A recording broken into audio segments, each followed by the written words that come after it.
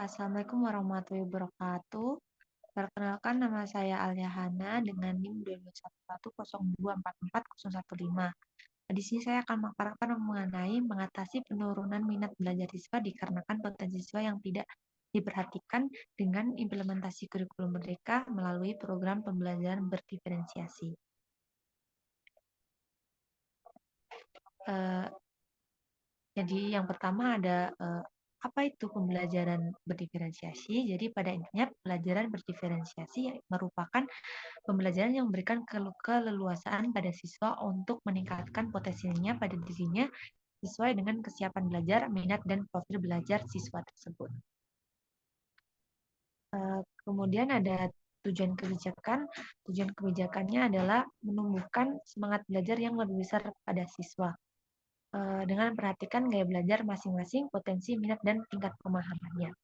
Kedua, merancang pengajaran agar sesuai dengan ciri dan individualitas. Jadi setiap siswa dapat berkembang sesuai dengan minat dan keterampilannya. Kemudian yang ketiga ada menerapkan kurikulum otonom dengan menggunakan strategi pengajaran terdiferensiasi yang membantu setiap siswa menemukan dan mengembangkan kemampuan unik mereka sendiri. Kemudian yang keempat, memberikan kesempatan kepada siswa untuk mempelajari hal-hal baru, dapat melatih mereka untuk berpikir kritis dan meningkatkan hasil belajarnya sendiri. Kemudian ada yang terakhir, perhatikan persyaratan dan kesiapan belajar unik setiap siswa, yaitu untuk menciptakan lingkungan belajar yang lebih tertata dan produktif. Kemudian ada pendekatan implementasi. Yang pertama ada pendekatan struktural. Pendekatan ini berfokus pada penyediaan struktur dan sumber daya yang diperlukan untuk mendukung pembelajaran berdiferensiasi ini. Seperti pengembangan kebijakan dan prosedur, pelatihan guru agar dilatih dalam prinsip-prinsip dan praktik pembelajaran berdiferensiasi, serta penyediaan sumber daya seperti bahan ajar, teknologi, dan ruang kelas yang fleksibel. Kemudian ada pendekatan prosedural dan manajerial. Pendekatan ini berfokus pada pengembangan proses dan prosedur untuk mengimplementasikan pembelajaran berdiferensiasi di tingkat kelas, seperti perancangan pembelajaran, penilaian guru, pengelompokan siswa, serta metode pengajaran differentiation of instruction. Kemudian ada manajemen kelas, karena guru perlu menciptakan lingkungan kelas yang aman dan suportif bagi pembelajaran yang berpusat pada siswa. Kemudian ada pendekatan perilaku. Pendekatan ini berfokus pada pendorongan siswa untuk mengambil alih pembelajaran mereka sendiri, seperti membangun hubungan. Guru perlu membangun hubungan yang kuat dengan siswa dan menciptakan lingkungan kelas yang lebih positif. Kemudian ada pendekatan politik. Pendekatan politik ini berfokus pada membangun dukungan untuk pembelajaran berdiferensiasi dari semua pemangku kepentingan. Hal ini mencakup dengan pendekatan menekankan pada faktor-faktor politik yang berkuasa dalam memperlancar proses implementasi kebijakan pendidikan berdiferensiasi ini. Kemudian ada aktor dan pemangku kepentingan. Yang pertama ada pemerintah. Pemerintah merumuskan dan menerapkan kebijakan pendidikan yang mendukung implementasi, seperti memberikan pelatihan kepada guru dan menyediakan sarana prasarana dan anggaran pula. Kemudian ada kepala sekolah, memimpin di sekolah dalam mengimplementasikan kebijakan pendidikan yang telah dirumuskan oleh pemerintah sebagai salah satu penanggung jawab utama dari pelaksanaan kebijakan ini. Kemudian ada guru. Guru merupakan aktor kunci dalam pelaksanaan pembelajaran berdiferensiasi. Mereka berperan langsung dalam proses pengajaran dan memiliki tanggung jawab untuk mengenali potensi masing-masing siswa. Kemudian ada peserta didik. Peserta didik merupakan subjek utama dalam proses pembelajaran ini karena partisipasi aktif dan keterlibatan mereka sangat penting dalam keberhasilan pembelajaran berdiferensiasi. Kemudian sasaran kebijakan ini dimulai dari tujuan utamanya.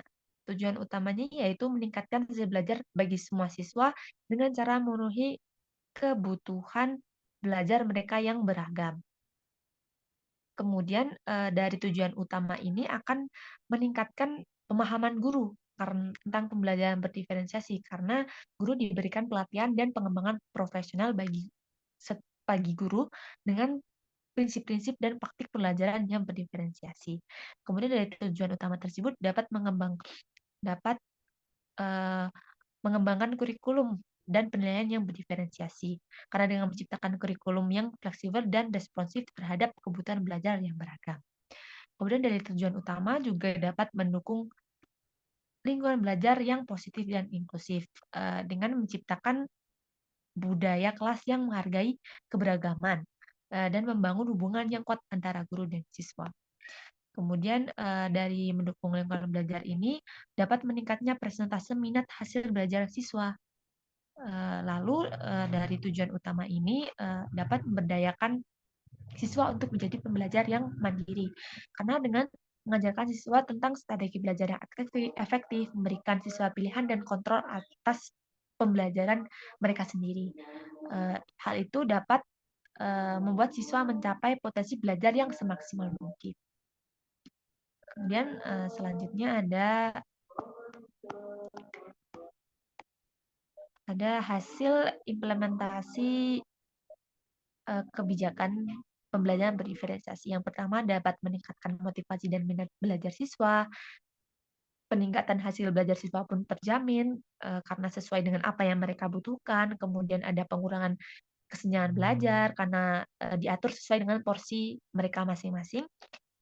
Kemudian ada meningkatnya kerjasama dan kolaborasi antar siswa karena siswa akan saling bantu-membantu, serta interaksi antar siswa akan lebih terjalin lagi daripada pembelajaran yang hanya berpusat dengan guru saja.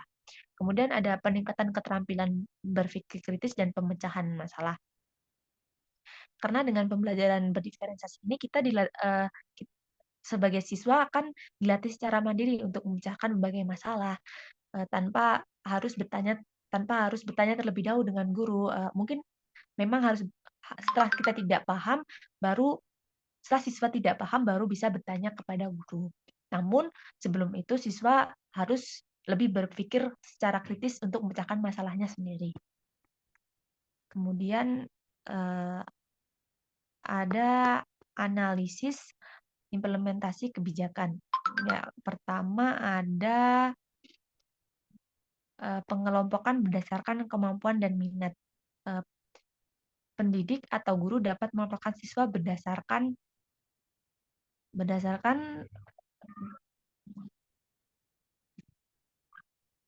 kemudian ada analisis implementasi kebijakan.